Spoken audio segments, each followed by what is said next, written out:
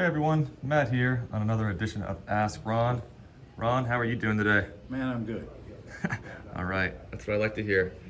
We have quite a few questions today, so let's go ahead and jump right into it. All right. The first one is from Van in Wisconsin. Hey, Van. Van says, "Hello Ron, I'm about to send direct mail to my no leads, and my question is, shall I send the letter with my company letterhead or just as a yellow letter?" If you're sending them to your no leads, I'd just put them in an envelope. And I don't particularly care for company letterheads, but it doesn't make any difference. They're going to get the message. That's the only thing that really counts. So I'm not sure it really matters. All right, sounds good. The next one we have is from Edgar down here in Florida. Edgar? Edgar says, "When I buy a house on a land contract, I don't get a copy of the deed, correct? While I make the payments, can I use the depreciation, or will I have to wait for the deed to have this benefit?" Well, first of all, if you're in Florida, you're not going to be buying on a land contract. They have agreements for deed here, but there's no reason to even use them. I buy on wraparound mortgages. But if you did buy it on an agreement for deed, yes, you get to depreciate it because you technically own it even though you don't have the deed yet. All right. Moving down the line, the next one we have is from Dylan in Oregon.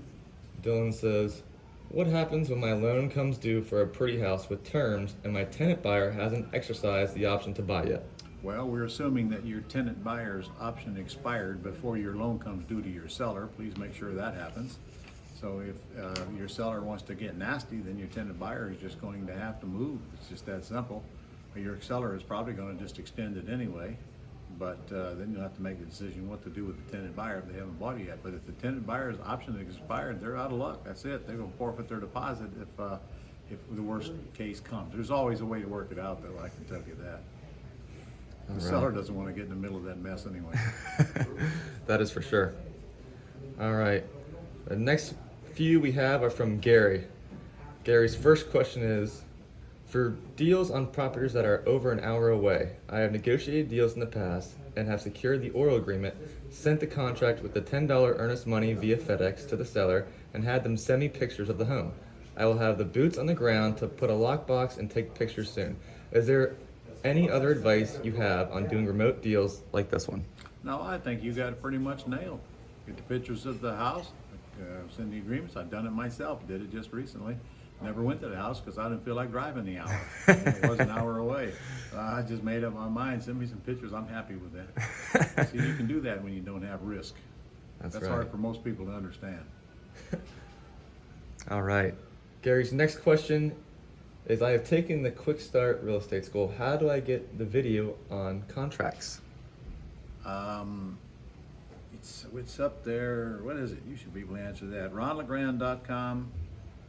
I think try contracts. LeGrand.com/contracts. Try that first. There are quite a few videos. I did some research, and there's a lot of them on the Gold Club. So, But there's an hour and a half video where I went through the ones that are in the boot camp manual, and if that is not the right URL, then contact Nick. Nick is the one that can answer the question. I think Debbie can too. Either one of them. okay, I'll follow up on that one myself as well. Good. All right.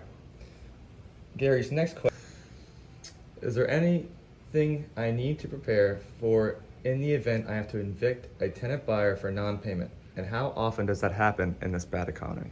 Well, it hasn't happened to me in a lot of years because I lease option. I don't just put tenants in the house, and they have that big old deposit at risk. If I have to evict them, they lose that big deposit. That's an awful lot of incentive to pay the rent.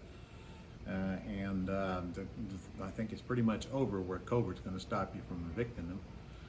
Yep. And I don't go any deeper than that. It's who you select and how much money you get from them up the front end will eliminate the need for eviction. And if you have to evict, you just send them a 3-day notice and then send it to your attorney. All right, there you go. All right, Gary's last question is, "How do you recommend texting sellers after the VAs get no answers without paying for Team Dreams? Is there any way to get Dreams Pro to have this text option?" Texting is already part of Dreams, and it doesn't cost you anything to take your phone and text. I'm not sure I understand the question. You don't have to even text through Dreams. Just pick up your phone and text them. Text them And manually. let them call you back. That's all you have to do. But trying to make it complicated.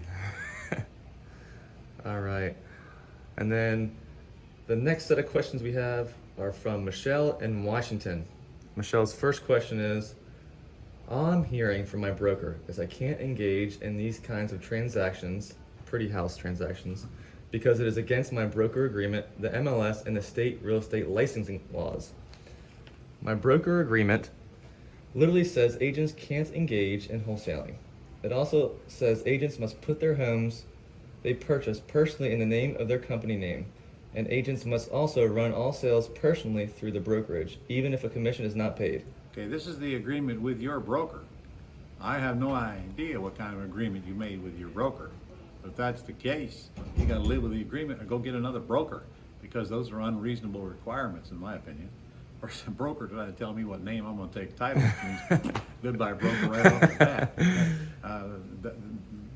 And for a broker to tell you you can't wholesale houses, what right do they have to tell you that?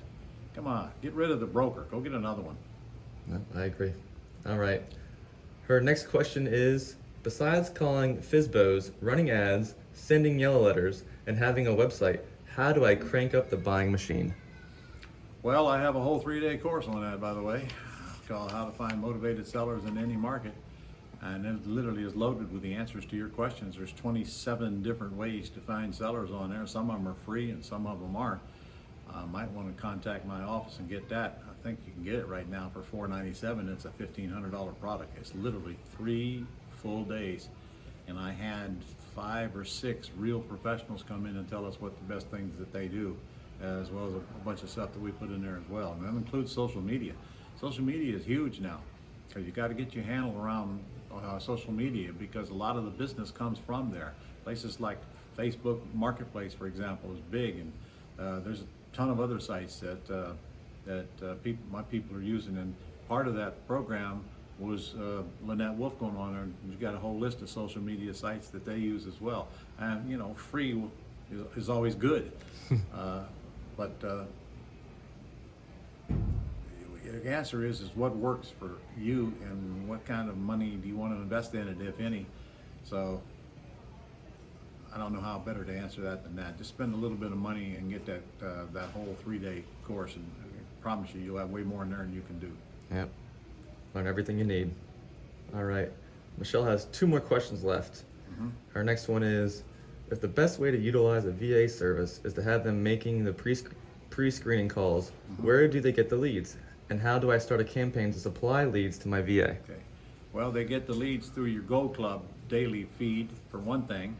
But then again, I just answered the question on where do you get the leads, because I'd rather you generate your own leads. They're much more motivated sellers when they call you. And there's a whole list of things you can do to do that. You really should get to my Quick Start Real Estate School, and we cover that the first half of the day. But you can get this 3-day course. Believe me, if you get this 3-day system, you're not going to be asking, where am I going to get the, which one of these am I going to choose here, will be your next question. Nice. All right. Last question we have today is, how do you become an elite real estate athlete?